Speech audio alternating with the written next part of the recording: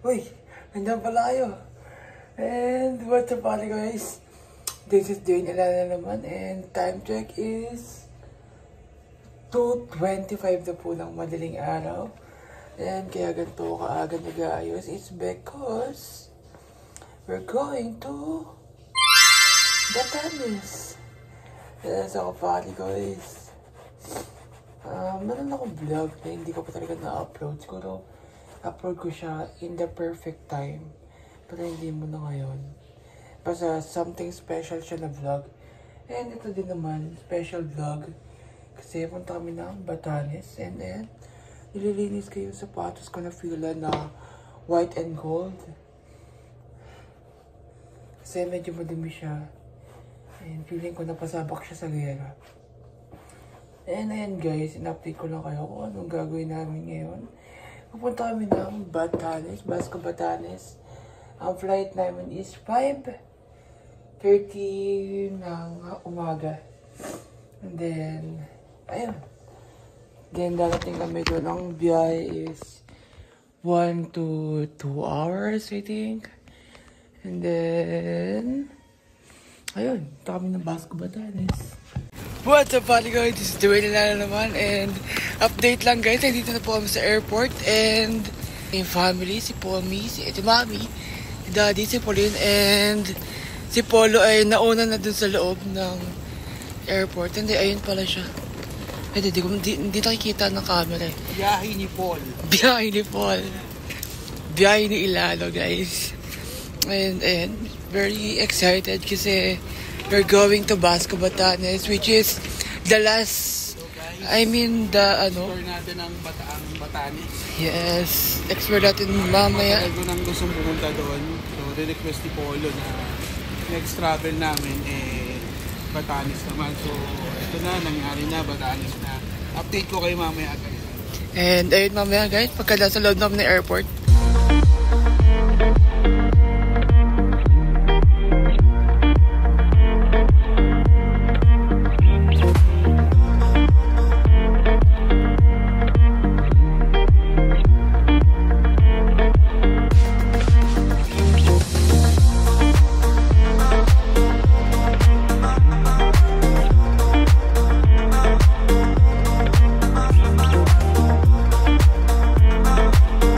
What's up guys, it's Dwayne Alana and you are? And yun guys, nakasakay na kami sa airplane and guys, time check, ano oras na? Where's your phone? Time check is 5:52 na po ng umaga.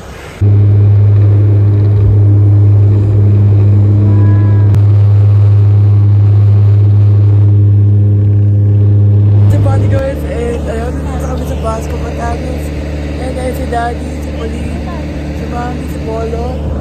And picture kami. Ayun lang guys. Ay di, mamaya pala mag-picture pagka nakapag-stable na. Kasi madaming tao. Saan tayo guys? Ayun. Ayun lang, video ito sila.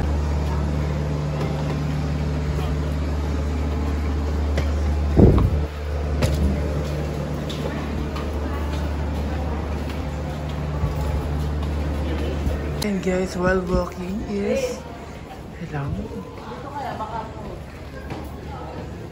while walking guys, inaamoy at nilalangkap ko yung simoy ng hangin dito sa Batanes. It's so fresh po. Hinahanap lang namin yung magsusundo sa amin. Hindi mo yung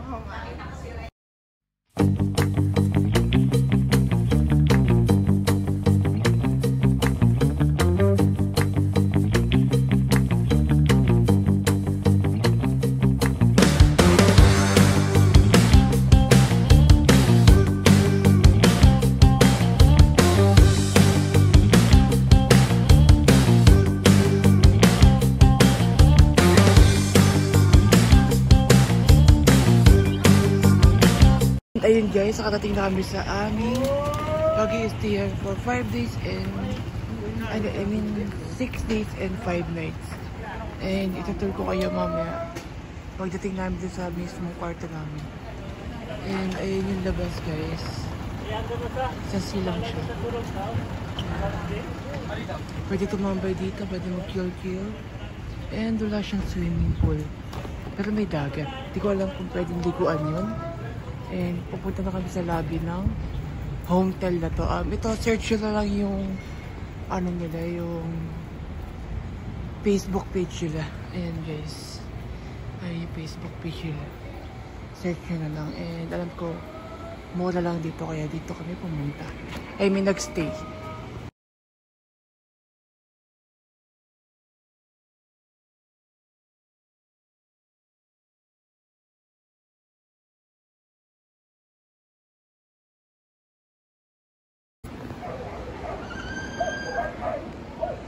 Sheesh! This is Batanes. And as you can see guys, kung nakaamoy nyo lang, presko yung hangin dito sa Batanes. Sobrang presko. Malamig. And ayun yung dagat. Kita nyo ba yung color blue? Dito lang kahit ang layo ko, nakikita ko yung blue. At yung linaw ng dagat. And sobrang payapa. Ngayong day 1, ang gagawin lang namin is mag-chill lang muna. Bukas na kami magla-land tour and sea tour. And ayun, balik kami mamaya guys pagka nakaharap na kami ng kakainan namin ng breakfast. Yo, what's up pare guys? Wait lang, against the light tayo.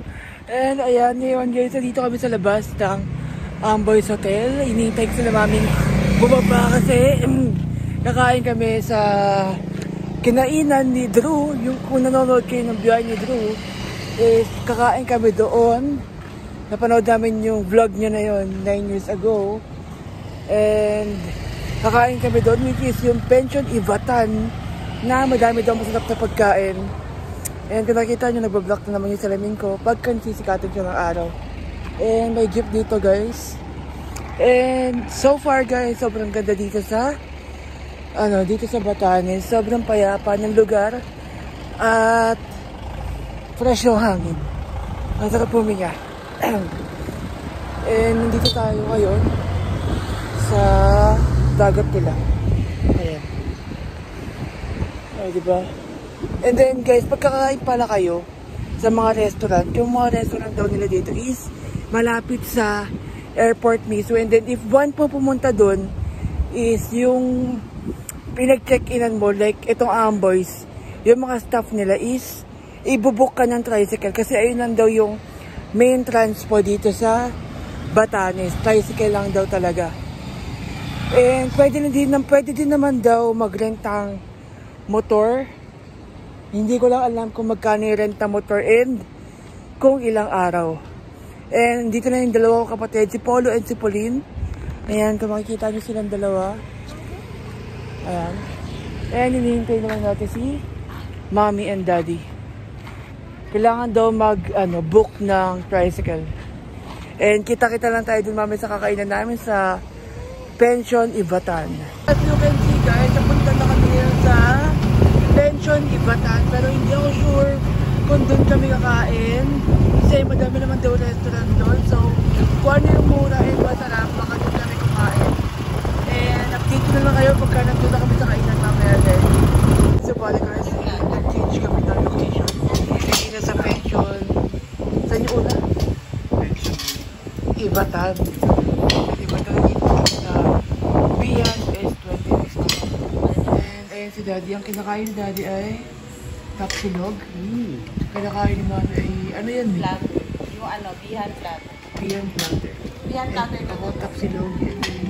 Si Polo ay tapsilog din. Then may order din kami extra tea rice. And ano to Daddy? Beef bulalo. Ay beef ano. And kain na tayo guys.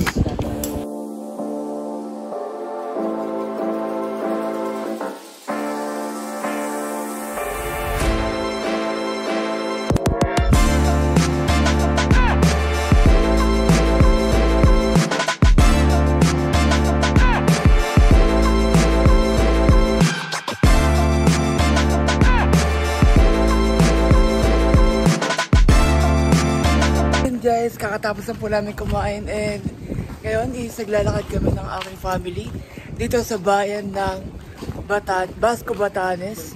And nahanap kami ng pwede namin pagkalibangan. And nahanap din kami ng pwedeng tattoo shop para magpatato dito sa Batanes.